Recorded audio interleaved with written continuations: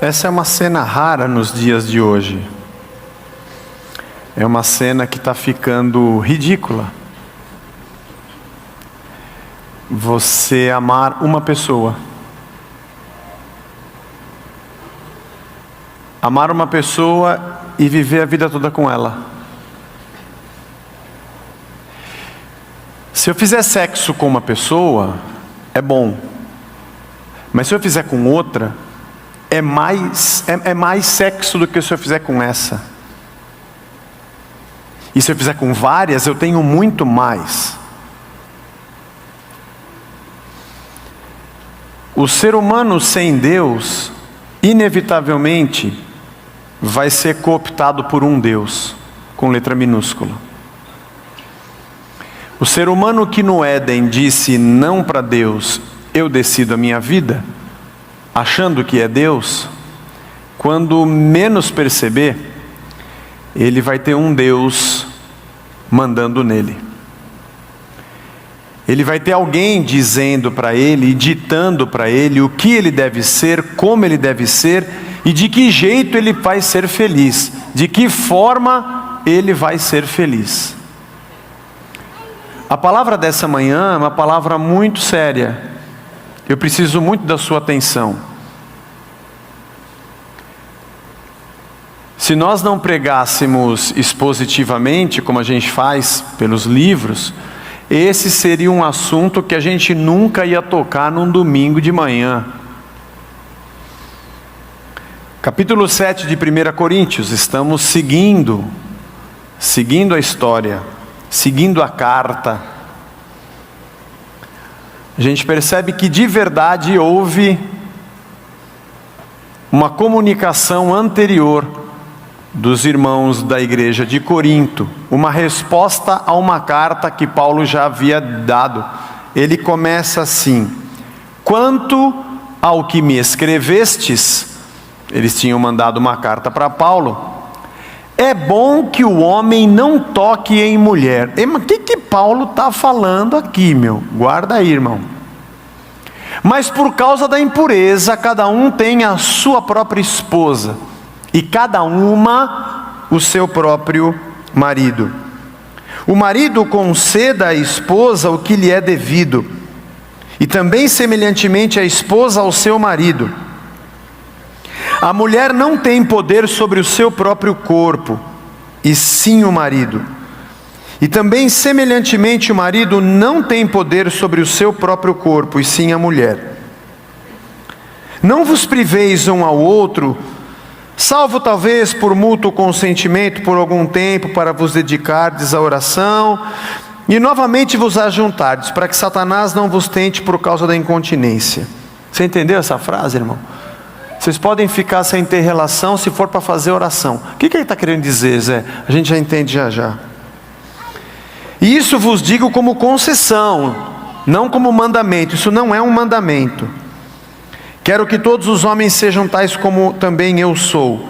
No entanto, cada um tem de Deus o seu próprio dom. Um na verdade de um modo, outro de outro. E aos solteiros e viúvos digo que lhes seria bom se permanecessem no estado em que também eu vivo.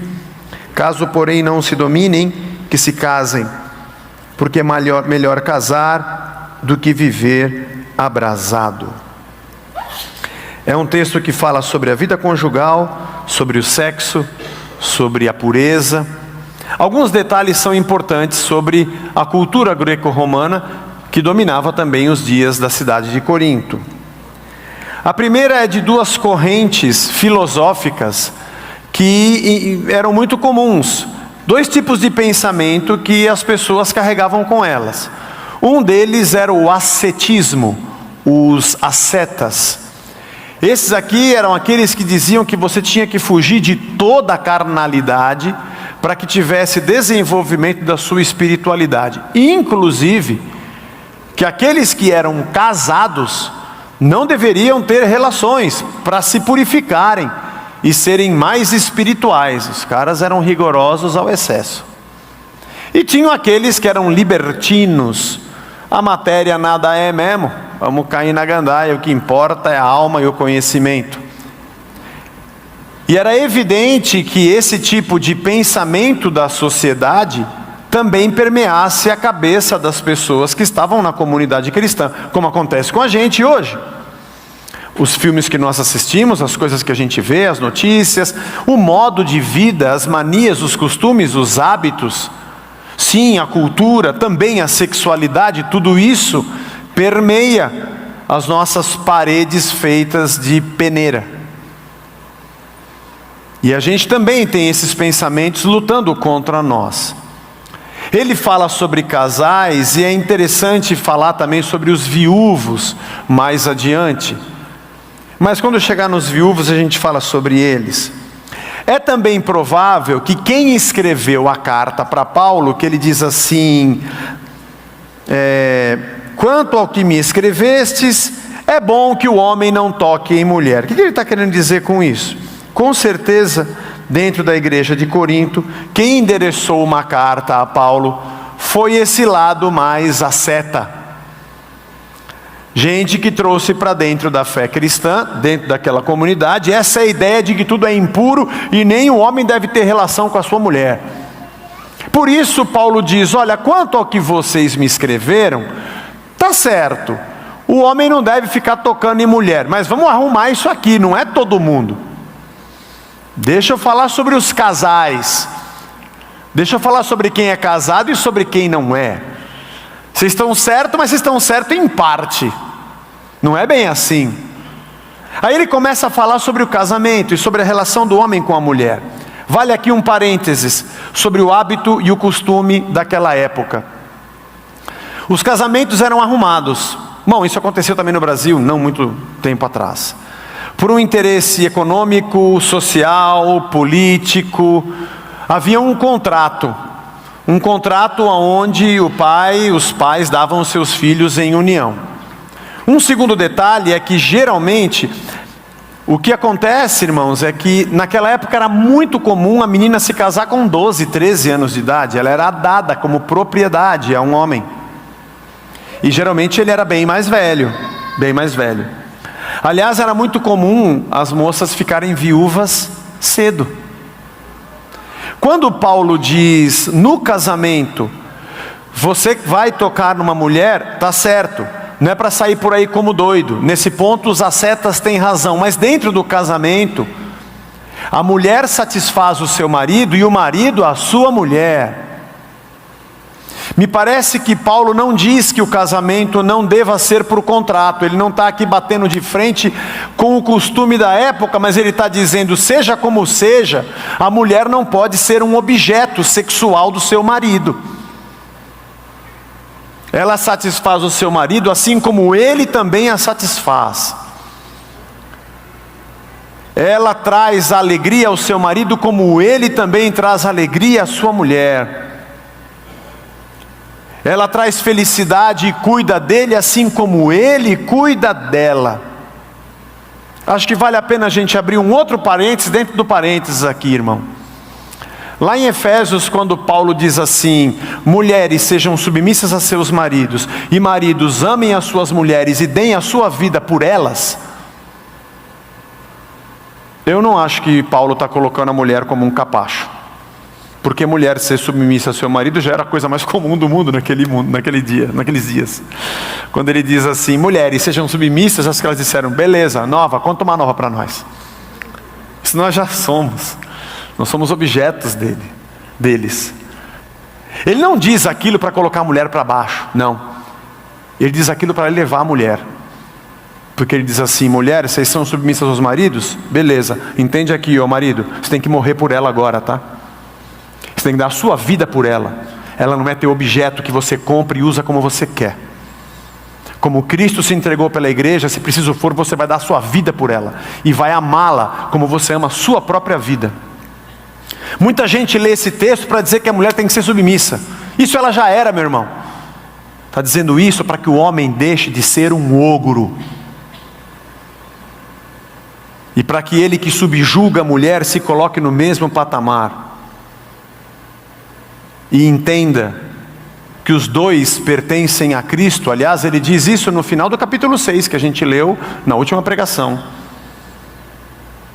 Ambos foram comprados pelo sangue e nenhum dos dois se pertencem, porque ambos pertencem a Deus. Portanto, aquilo que você faz pela sua esposa e aquilo que a sua esposa faz por você, é no sentido de que eu entendo que eu não pertenço a mim, eu pertenço a Deus, e nem ele, nem ela pertence a si próprio, mas ao Senhor, e nós nos tratamos assim. O casamento tem a figura, a imagem do que Cristo fez pela igreja. Claro que nós como igreja somos submissos a Cristo, Ele é o noivo e nós a noiva. Mas como não ser submisso a alguém que entregou a vida por nós? Como não dizer, Senhor, minha vida é tua, se Ele morreu no nosso lugar antes da gente amá-lo? Grandes problemas a gente vive nos dias de hoje. Nós temos desafios da educação, da nossa cultura, da cultura sexual da nossa cidade, da ética, da moral. Mas sabe, irmãos, que tudo começa dentro da nossa casa. Começa dentro do nosso lar, da maneira como nós vivemos, da nossa santificação. Igreja não é o lugar que eu vou para receber um passe e ir para casa abençoado. Igreja é quem eu sou, transformado pelo Espírito Santo de Deus, sendo a cada dia moldado pela sua palavra, pela sua presença em mim.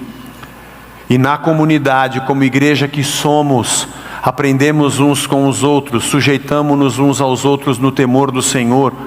Nossos dons edificam-nos uns aos outros, servimos uns aos outros, e aqui crescemos e adoramos a Deus. Foi muito bem dito, semana passada o Ito pregou no culto das 11, ele disse, louvor não é um negócio que a gente faz para que Deus venha.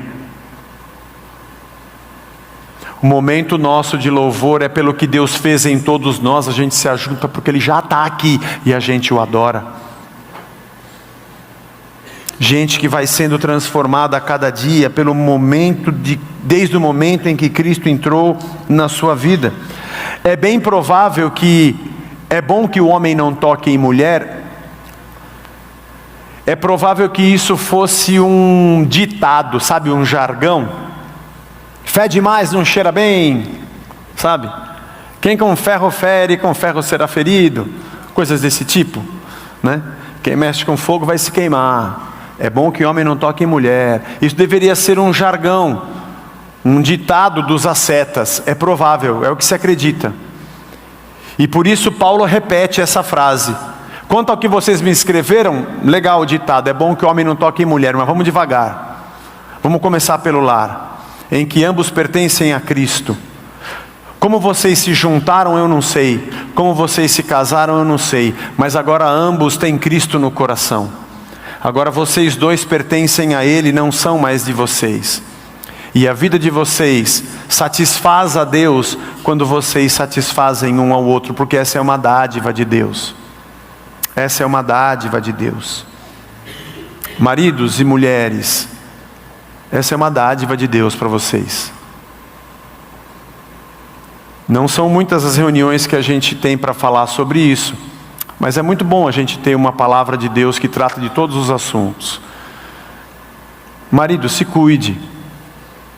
Corte a sua unha. Cuide de você. Eu não estou fazendo uma piada, eu estou dizendo sério. Corte bem o seu cabelo. Passe um bom perfume. Cuide-se. Você não é seu. Você não é seu. Você é da sua esposa. Cuidado quando você traz para dentro de casa as coisas que estão lá fora. É bem difícil. Homem, a gente fica muito irritado com o dia a dia, trânsito, trabalho. Mas você não é mais seu. Cuide-se e satisfaça a sua mulher. Satisfaça com o teu amor, satisfaça com o teu carinho. Mas você não sabe como é que ela é, Zé. Calma que a gente chega lá. Estou falando de você. Porque é você que morre por ela. A Bíblia não diz que a mulher morre pelo marido. Você morreria por ela? Morreria. Então começa cortando o cabelo. Tem um adesivo, lá na geladeira de casa, eu li essa semana. Que a Blanche colocou lá é um imã, né, amor? Todo mundo quer salvar o mundo, mas ninguém quer lavar a louça. Vamos salvar o mundo, vamos recuperar o planeta. Não dá para começar lavando a louça? Né?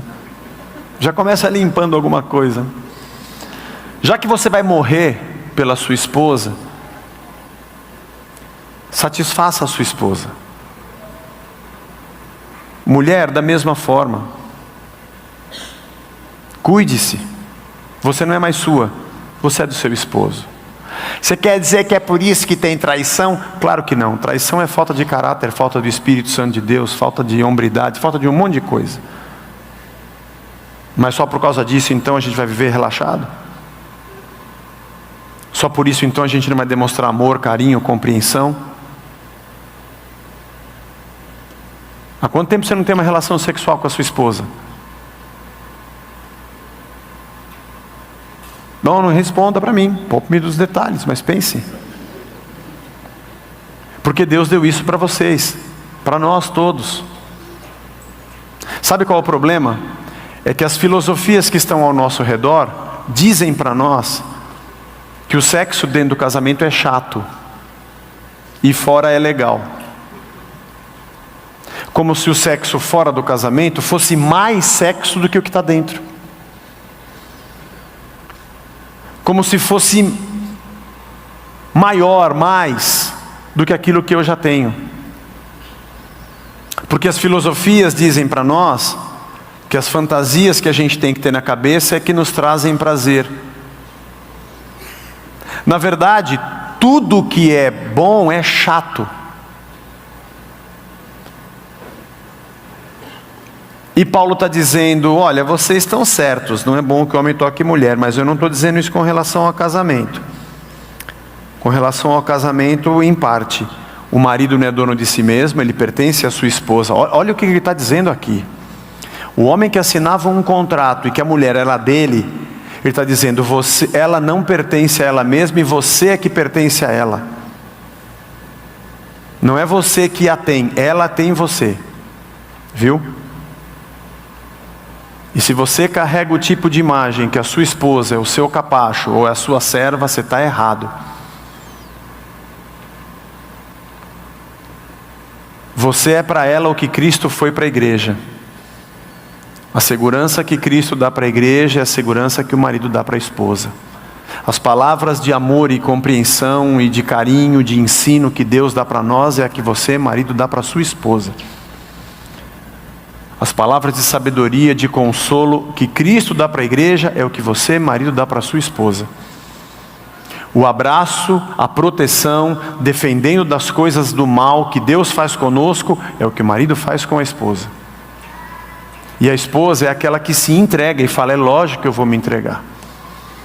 Aquela que louva e agradece todos os dias. Aquela que serve de coração aberto como nós servimos a Deus. Aquela que ama e é grata todos os dias como nós somos a Deus. E o interessante é que Paulo não está dizendo que nós somos obrigados a fazer isso. Isso é o mais interessante. Porque na verdade, irmão, quem sou eu? O que é esse lugar? Para você sair daqui e dizer, minha religião agora está me obrigando a alguma coisa. Oh, ninguém obriga ninguém a nada, irmão.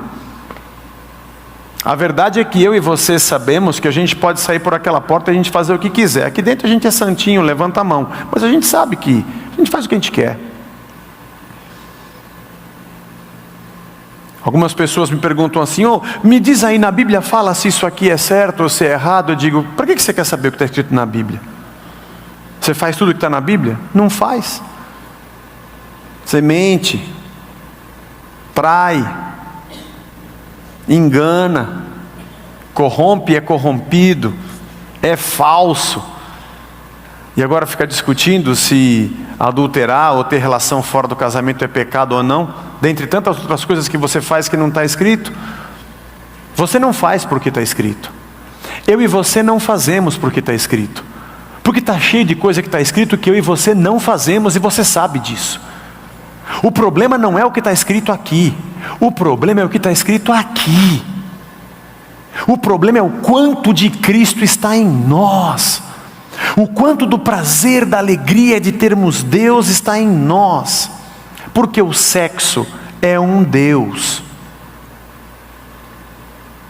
Não, você está falando demais, sexo não é um Deus. Não, sexo é um Deus, e você serve a Ele. Não, você está falando demais. Então deixa eu te fazer uma pergunta: Jesus é Deus? Claro. Jesus é Deus. Aquele versículo do Salmo: como suspira a corça pelas correntes das águas, assim a minha alma suspira por ti, Senhor. Ah, claro, eu canto na igreja: a minha alma tem sede de Deus. Oh, você crê nisso? Eu creio. E aquele verso que está escrito que nós devemos pensar nas coisas que são do alto e não nas que são da terra. Claro, porque Ele é Senhor. Eu te pergunto, quem é Deus na sua vida? O que ocupa mais o teu pensamento? Ou da namorada, ou da companheira de trabalho, ou da moça que passa na rua, ou do filme, ou do site, ou das besteiras do grupo de WhatsApp dos caras do trabalho, das fotografias. Já que Jesus é Deus e o sexo não é, eu te pergunto, quem ocupa mais tempo na sua vida? Qual deles é Deus? Eu falo isso para homens e para mulheres, porque não é diferente. Todos nós estamos nessa mesma luta, irmãos. Todos nós estamos nessa mesma guerra, porque a gente tem um bombardeio de bazuca na nossa cabeça, no nosso telefone, no nosso computador, na nossa televisão, ao vivo e a cores. Até para ver um jogo de futebol na Copa do Mundo, tem a mulher pelada na arquibancada e a câmera fica mostrando. E você fica: Croácia.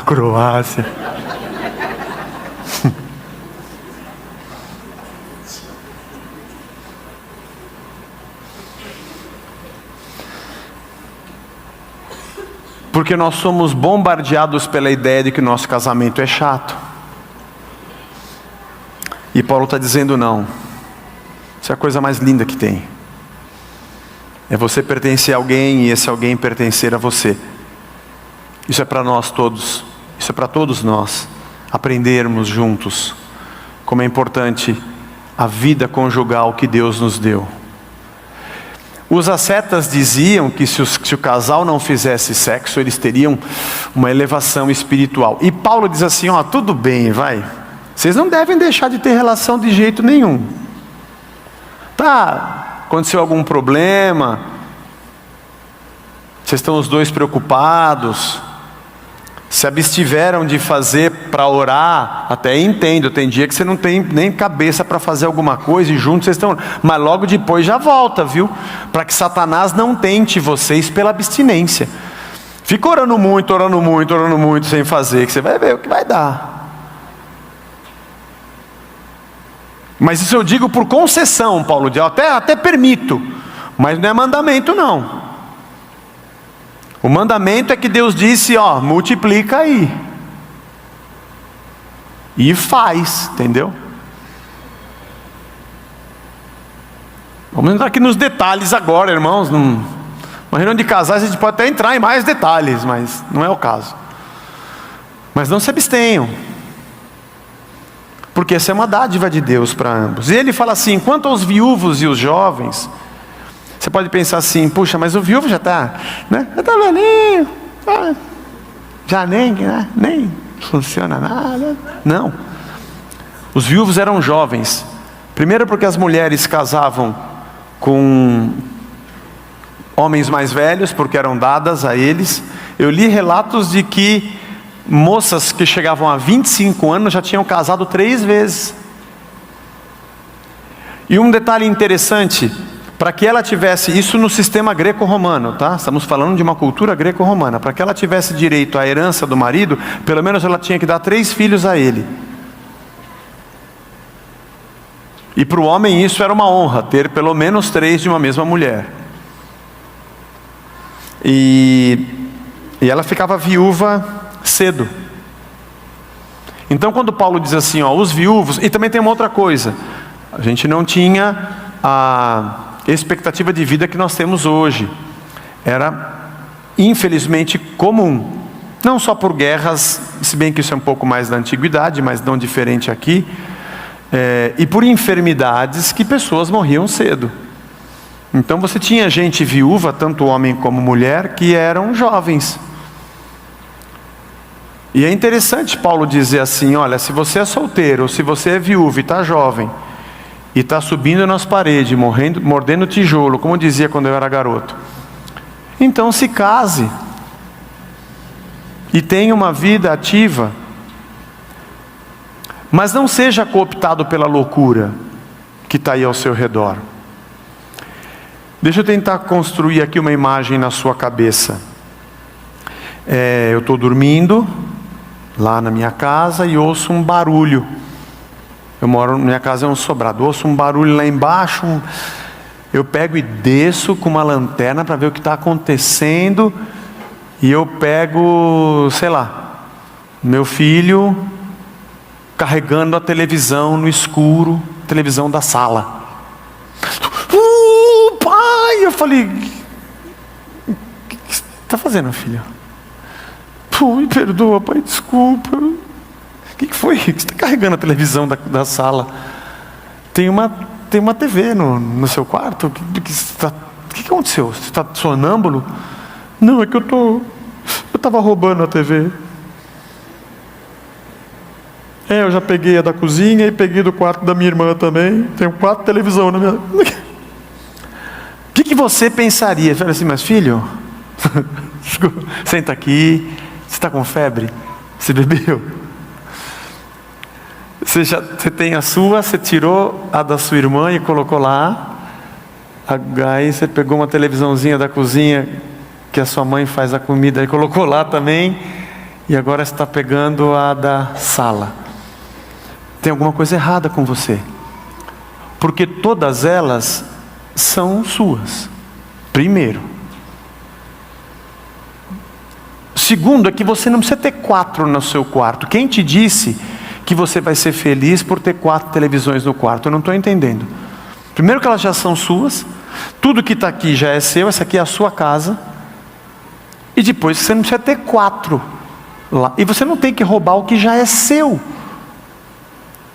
E por que quem colocou na sua cabeça que se você fizer isso, você vai ser mais feliz? Não sei se você entende comigo que o problema não é ele roubar apenas e pegar uma TV. Não está entendendo absolutamente nada. Não, isso não aconteceu. Mas Deus cria o mundo e diz, olha, isso aqui é tudo de vocês. A terra é de vocês, as árvores são de vocês, o fruto é de vocês, a semente, ela vai produzir para vocês e vocês vão ser felizes. Aí o homem peca e o mal entra no homem. Aí Deus fala, onde é que você está, Adão? Estou pelado. Eu sempre te vi pelado, agora que você descobriu. Aí Deus olha para a terra e tem gente passando fome e uns caras com 1 milhão de terra. Ele falou, o que está acontecendo aqui? É tudo de vocês. Ele fala, não é bom que o homem esteja só, eu vou criar para ele uma ajudadora. A alegria já é tua, e você ter 4 no seu quarto não vai te fazer mais feliz, mas ele quer ter 10, mulher. Deus deu a ele a riqueza, mas a riqueza virou um Deus, e agora ele quer ter a riqueza dos outros, e ele acha que ele é feliz se ele juntar todos esses bilhões do exterior, porque ele vai ser feliz. Deus deu a terra, mas ele quer toda, porque se ele juntar toda, ele vai ser mais feliz. Deus deu a ele o sexo, deu a ele a mulher, mas ele quer tudo, porque se ele tiver tudo, ele vai ser feliz. Porque quando o homem rompe com Deus, qualquer coisa vira Deus para ele. E tudo vai dominá-lo. Enquanto ele acha que domina. Eu domino porque eu tenho muita terra. É a terra que te tem, seu doido. Eu domino porque eu tenho muito dinheiro. É o dinheiro que te escravizou. É o sexo que te escravizou. É o poder que te escravizou. De um lado, os libertinos. Para ser feliz você tem que ter tudo. Do outro, os ascetas. Dizendo, foge de tudo que tudo é carne. E Cristo vem e diz: não é nenhuma coisa nem outra. O que foi dado é dádiva para vocês. E Deus cuida de todo mundo. E Ele sabe da sua necessidade antes de você pedir. O que Ele te deu é para o seu prazer, faça. Mas não seja um tolo, que não é nem a terra, nem o fruto, nem a semente, nem o homem, nem a mulher, nem o sexo, nem o dinheiro, nada disso é Deus, e o seu prazer está em mim, porque eu sou Deus. Eu sei que você está solteiro, e você não vê a hora de transar. E você não vai deixar de transar, porque o pastor falou para você não transar, né? E nem eu quero ser polícia de ninguém. Mas eu quero dizer a você, é que não é isso. Esse é o bombardeio que você sofre, e vão dizer um monte de coisas se você não fizer. Porque na verdade todo mundo quer ser Deus de você e dizer o que você tem que fazer. E você obedece a todos, porque você é livre para obedecer sem perceber que você é escravo do todo. E que o que Deus nos deu é bom na sua medida. Tudo que Deus deu é bom na sua medida. O casamento, o dinheiro, o sexo, a terra, o fruto, a fama, a profissão, o trabalho, a família, os bens, tudo que Deus nos deu é bom para o nosso prazer. O problema é quando a gente rompe com Deus e essas coisas viram o nosso Deus. Acho que é mais ou menos isso que Paulo está ensinando a viúvos, a solteiros e a casados. Viva o prazer que Deus te deu com a mulher da tua mocidade. Está lá no Eclesiastes. E Paulo termina assim: olha, eu gostaria que vocês fossem como eu. A gente não tem noção muito certa se Paulo era solteiro, viúvo ou divorciado. Alguns defendem a hipótese de que porque ele se converteu e abandonou tudo, que pode ser que a mulher dele tenha largado dele. A gente não sabe. A verdade é que a gente tem muitas referências de que ele era um cara que optou por ficar sozinho e viveu o celibato e contribuiu com tudo que a gente ouve hoje, com toda a fé, plantação das igrejas, foi um instrumento de Deus. Ele diz: olha, se quer uma dica, faça o que eu fiz porque eu sou muito feliz. Mas eu entendo, ele diz, que nem todos têm esse dom, nem todos têm essa vocação. Mas se você não tem, então casa. Não fique abrasado.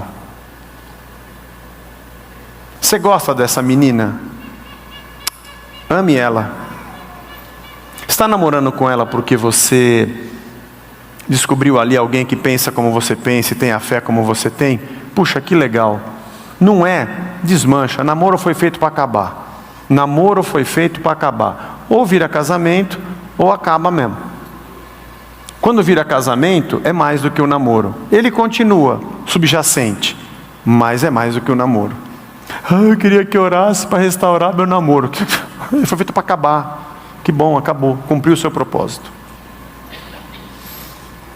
Você não gosta dela?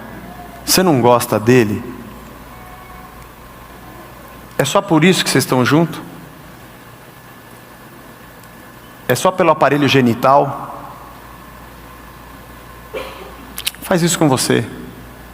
Porque você não pertence a você, você pertence a Cristo. Agora, essa conversa que eu estou tendo não é para todo mundo. Isso que eu estou falando não é regra e não é lei. Só é para aquelas pessoas que disseram: eu não sou meu, eu sou de Cristo. Se não é o seu caso, relaxa, faz o que você quiser. Não é isso que eu estou falando para você. Eu estou falando para aqueles que tiveram encontro com Cristo e entenderam que a sua vida agora não pertence a você mesmo, mas pertence a Ele. E você sente mesmo que o Espírito Santo de Deus habita em você. E quando você lê a palavra, parece que é Ele falando dentro de você. E quando você peca, você quer entrar no sapato, porque você fica muito triste, porque você vive nele. E você pertence a Ele. Eu estou falando com essas pessoas que tiveram um encontro com Cristo. Isso aqui não é regra para a cidade de São Paulo. Isso aqui não é regra para o Brasil. Isso aqui não é regra para crente, nem para evangélico. E aliás, não é regra. Essa é uma instrução de vida para quem disse: Jesus, a minha vida é tua. Por isso, mais uma vez eu volto nesse tema. A questão não é se pode e não pode. A questão é por que você está querendo, de quem você é, a quem você pertence. Maridos e mulheres, irmãos, vocês se pertencem. Cuidem-se, amem-se e gozem a vida que Deus lhes deu. Gente de Deus, é muito louco falar isso, porque você não vai ouvir isso. Você vai ouvir o contrário. Faz o que você quiser. Bom, é uma guerra injusta a gente falar isso aqui no domingo, e de segunda a domingo a gente ouviu o contrário. Mas se o verbo habita em nós, ele também fala com a gente todo dia. O livro da carta de Paulo aos Coríntios, essa primeira carta, passa por uns assuntos doidos, mas isso devia estar acontecendo naquela comunidade. Vai que por cargas d'água também acontece aqui. Essa é a direção de Deus, numa carta a uma comunidade que fala com a gente em 2018. Deus nos abençoe. Vamos pedir a Deus que nos abençoe com essa direção. Vamos confessar a Deus o nosso pecado, maridos, mulheres, solteiros, viúvas, se precisamos. Vamos pedir perdão uns aos outros, porque isso é muito bom. E nosso lar será um lar conduzido e guiado pelo Senhor. E o que todo mundo diz que é chato, você vai descobrir, eu também vou descobrir, todos nós vamos descobrir que não. Nós somos pertencentes a Deus, nós somos dele. E somos uns dos outros. E no nosso lar, a gente vê Cristo unido com a igreja, na união que é vista na nossa família. Amém, irmãos? Vamos ficar de pé e vamos orar? Vamos pedir a Deus que nos abençoe. Feche os seus olhos se você quiser, ore. Se você sente que deve, peça perdão a Deus. Se você sente que você tem faltado em todos os aspectos com o teu esposo, peça perdão a ele. E você, marido, da mesma forma. Que Deus abençoe os nossos laços de amor, de fidelidade, de cumplicidade, de alegria, de satisfação, de prazer, de cuidado, de carinho, de amor. Senhor Jesus, aqui estamos nós, a tua igreja, diante dessa carta escrita há séculos atrás, passando mais ou menos pelas mesmas coisas que aquela igreja dos nossos irmãos de Corinto passaram. E nós não estamos livres dessas coisas, porque é muito parecido com o que acontece hoje. Senhor, é muito difícil no mundo que nós vivemos trazermos simplicidade, pureza, santificação à nossa união e à nossa vida, porque nós somos bombardeados pelo império do sexo todos os dias. É uma dádiva que o Senhor deu para nós, é alegria e prazer dentro do nosso lar. Que nunca se transforme num Deus que governe nossa vida, nem o nosso ventre, nem o nosso corpo. Tem misericórdia, Senhor, do nosso pecado. Não somos mais nossos, somos teus, Senhor. Não queremos dar o domínio da nossa vida a Ele, mas ao Senhor. Nos ajuda, Senhor, como casais, a saber que eu não pertenço a mim, a saber que o cônjuge não pertence a si, que nós pertencemos um ao outro.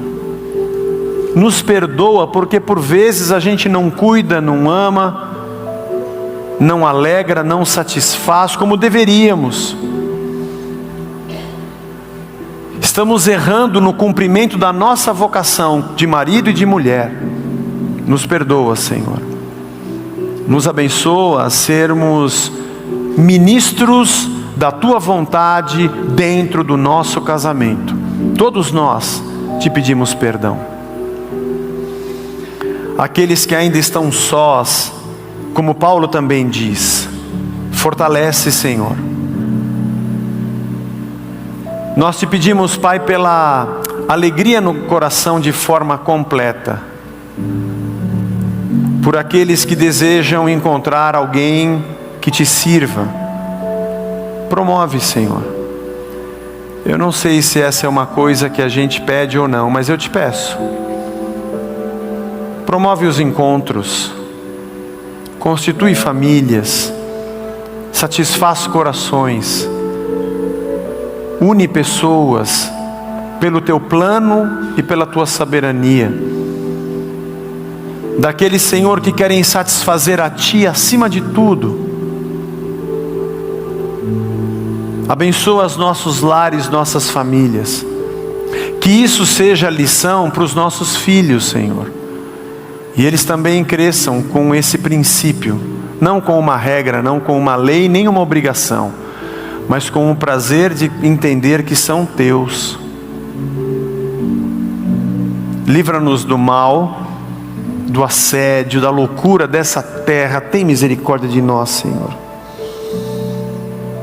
E obrigado, Jesus, porque nada foi omitido nessa epístola, para que a gente forçadamente tivéssemos que passar por esses assuntos que são muito importantes para nós. E todos nós te pedimos, Senhor, que a tua verdadeira cura esteja dentro das nossas casas, nos nossos lares, relacionamentos. Sejamos felizes.